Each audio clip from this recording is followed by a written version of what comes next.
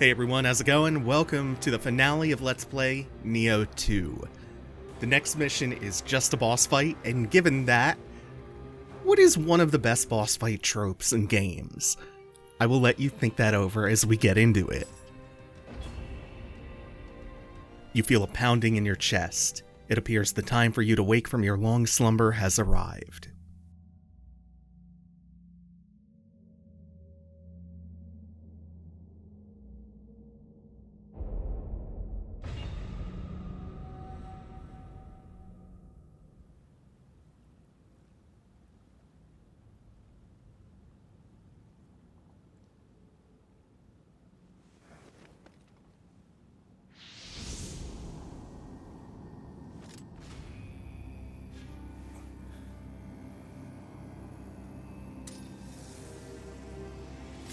So you're not a morning person then? So, what's one of the best boss fight tropes in games? It's fighting the protagonist of the previous game! William Adams. Oh, what is the best version of this? I'm really fond of how they do it with the Soul of Cinder in DS3.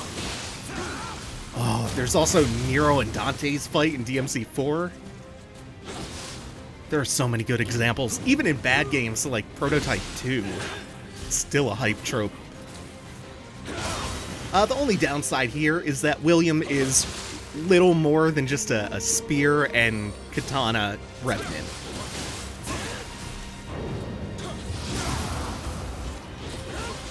Just enough range. He also does not have diddly squat for stamina.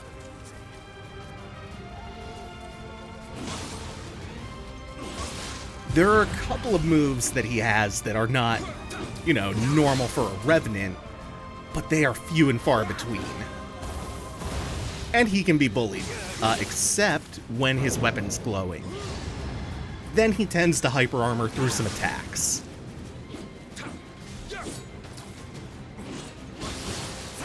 It's also really nice that we get to use this arena again because it's one of the best ones. And now you can see why I got mixed up.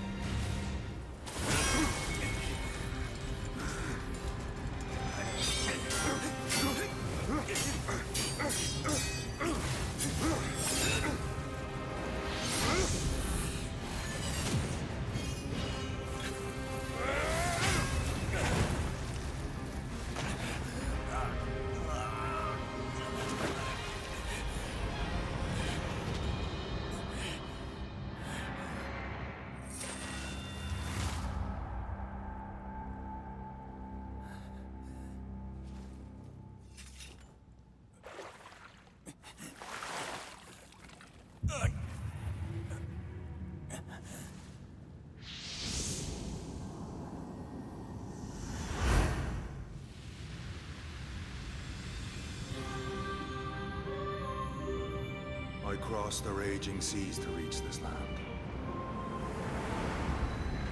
An English-speaking ninja.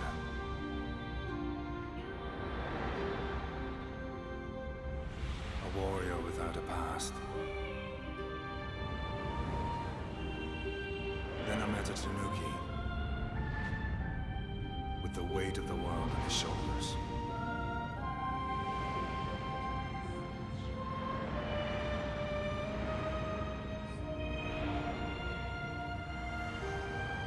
In the heat of battle,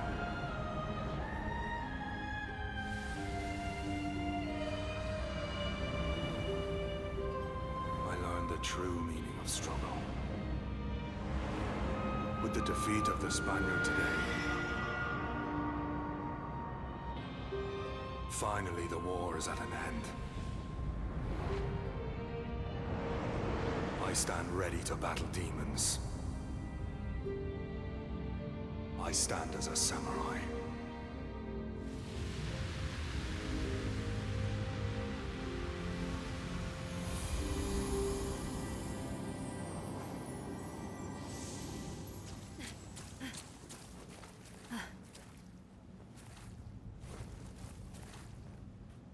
Yo うやくお目覚めね。I leave the two of you to it. I am to be a king. I am to be a king of a ruined world, and I shall... Possessed by Saoirse! So that was short and sweet. The next mission is also pretty short, not quite this short, and it ends with a much more interesting boss. 本当に起きるとはね。けど、あなたが目覚め、あいつは解き放たれた。また誰かに取り付く前に何とかしないと。さっきの男、天海が言うには敵ではないみたい。さあ、後を追いましょう。さっきの。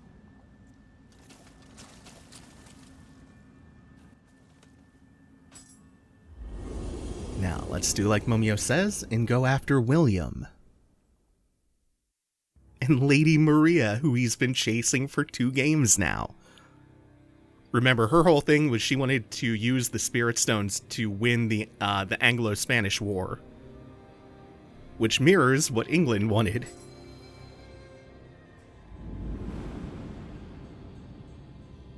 再会できて何よりだけど、喜ぶのは後回しね。陶器四郎が倒れて平和になるどころか、起こったのは大きな戦ばっかり。関ヶ原や大阪の陣、それに勝った徳川が今や世を治めてる。その徳川に力を貸したってのがあの異国の男ウィリアム。彼がここに来たのはある女を追ってのことらしいわ。起きてすぐのところ悪いけど、急いで後を追いましょう。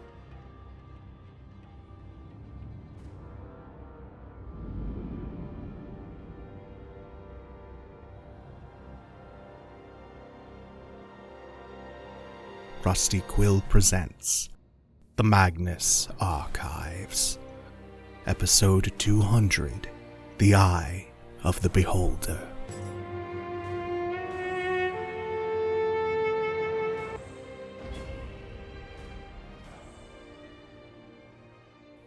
Determine why the seal has been broken after all this time and settle things once and for all.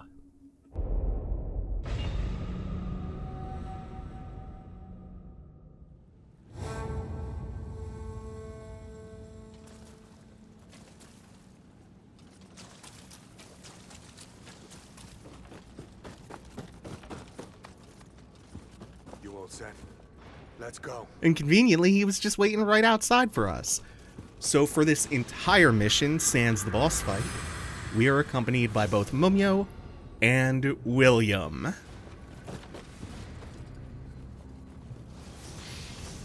So happy to see William again. I didn't have that much of an emotional attachment to him in the first game, but it's just cool to see him again.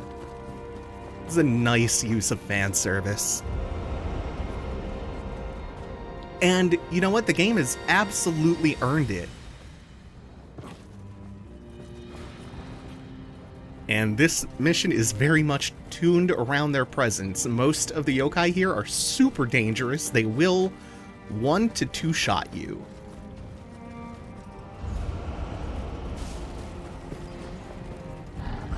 And this returns from the endgame of Nioh, these pods of yokai.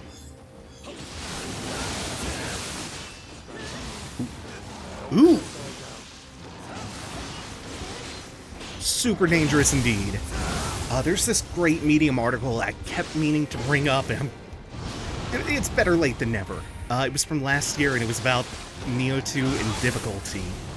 I think there was also another one that Kotaku, I want to say, ran about managing the stresses of the pandemic and everything else that's going on through difficult games. And yeah, I can really relate to that. I think it's great, both of those articles.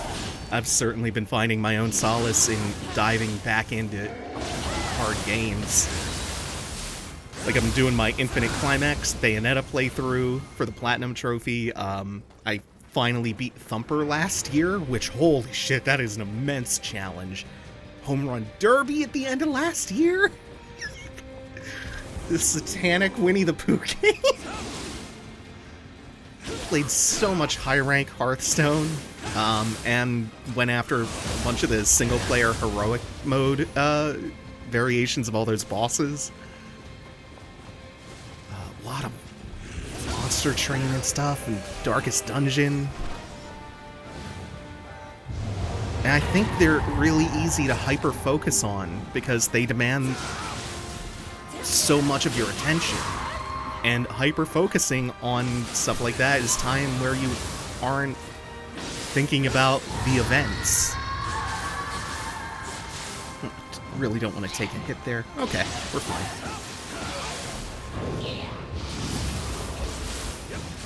Plus, I think it gives you a sense of accomplishment that personally I felt was really lacking while stuck at home and unable to do nearly the volume of work that I was doing before, because so many sites' budgets just dried up.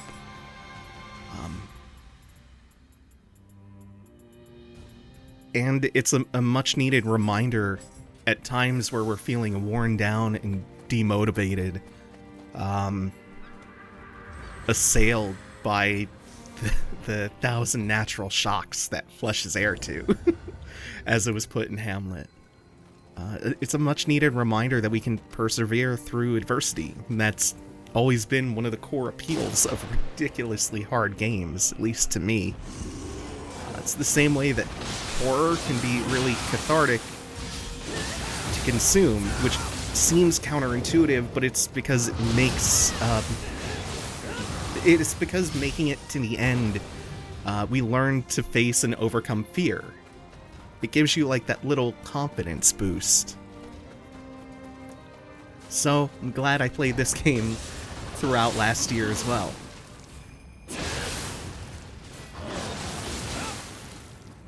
And right now, we are in the home stretch of this level already.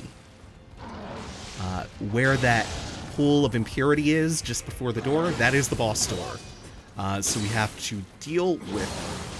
I really didn't want to use that Life Leech Talisman, but I wanted to use an elixir even less. Oh, and I got it back from him anyway. Yeah, there is one more Magatsu warrior. We are just gonna break that crystal. Okay, yeah, there it is. And now there's nothing left but the final boss of Nioh 2.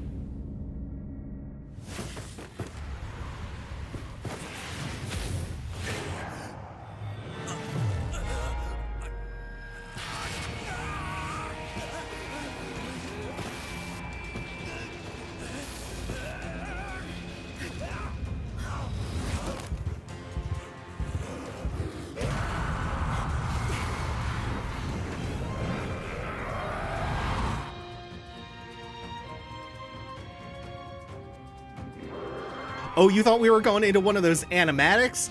Nope. Kashin Koji, a fragment of Otakemaru, has been reunited with the whole of this ancient yōkai.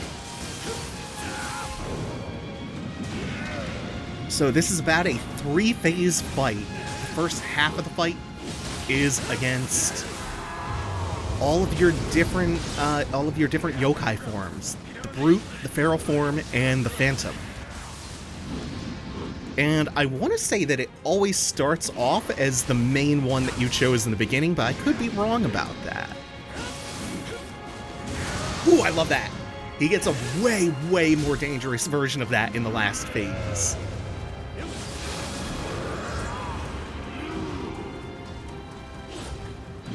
So if you have familiarized yourself with the moveset of the different yokai forms, you have a pretty good idea of what's coming. Still, though, Otakemaru's moveset in each of these forms is, it's enhanced. This will be a stamina break. The problem with breaking his stamina is that he's still really maneuverable.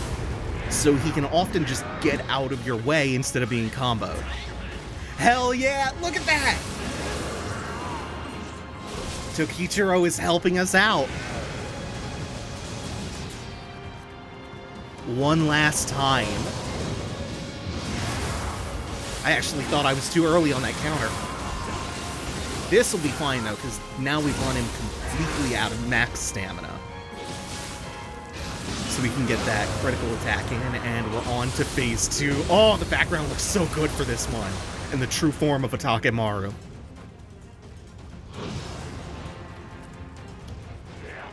So, each of his different swords represents a different elemental type. And it also changes his moveset, obviously, and he can switch between them pretty quickly.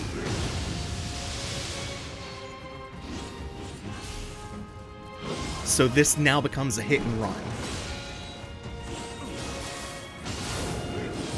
Oops, way too early for that one. Luckily, you have time to recover and do a second burst counter to actually cover your ass. Ah! Should have gone for like the overhead swings on the high stance. God, that's so cool. Hideyoshi setting his guardian spirit to help you out. Or not Hideyoshi, Tokichiro. And now I've coated my weapon with the Pure Talisman because that is what most yokai, and especially Otakemaru, are weak to.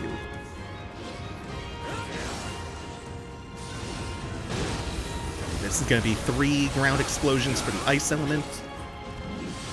Oh, and something that you really have to keep in mind with how often he switches between elemental types. When you're afflicted with one elemental status ailment, you're only suffering that one debuff. If you get afflicted by 2 or more, you also get an additional debuff where you just take more damage.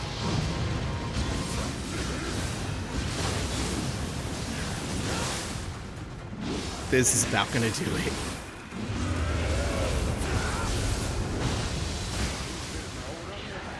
Oh, is the monkey gonna finish him? Yeah! Aw, good stuff.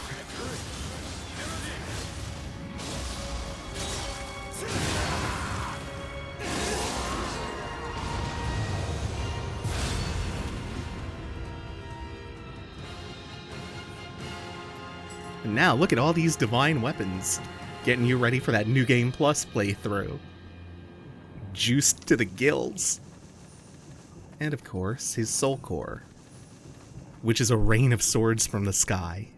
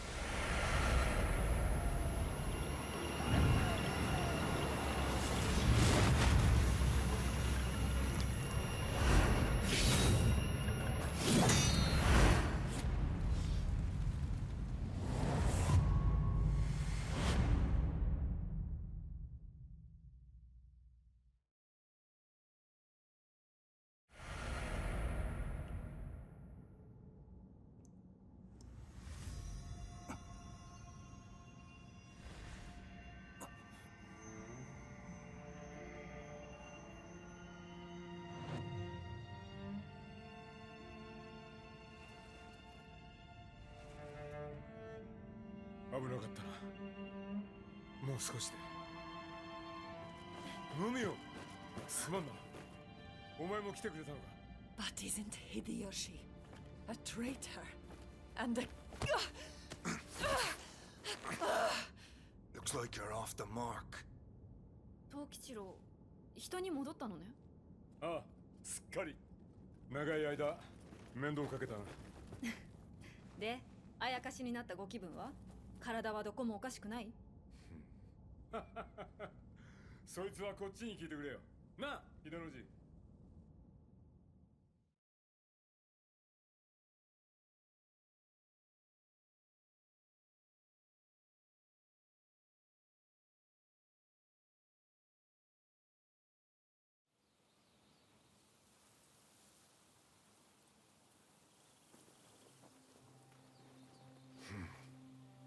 戻ったか。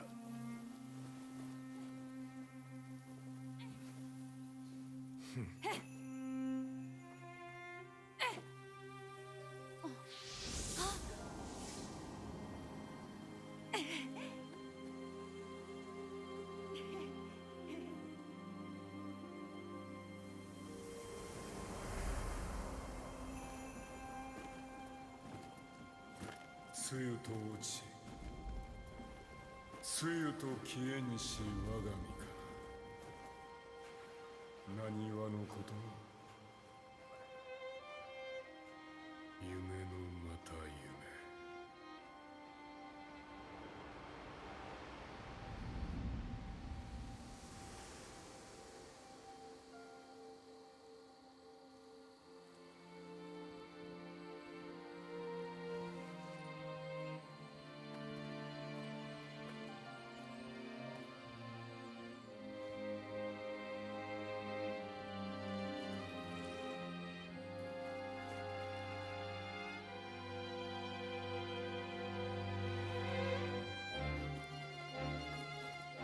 どうせ行くとこないんでしょ、プレバ。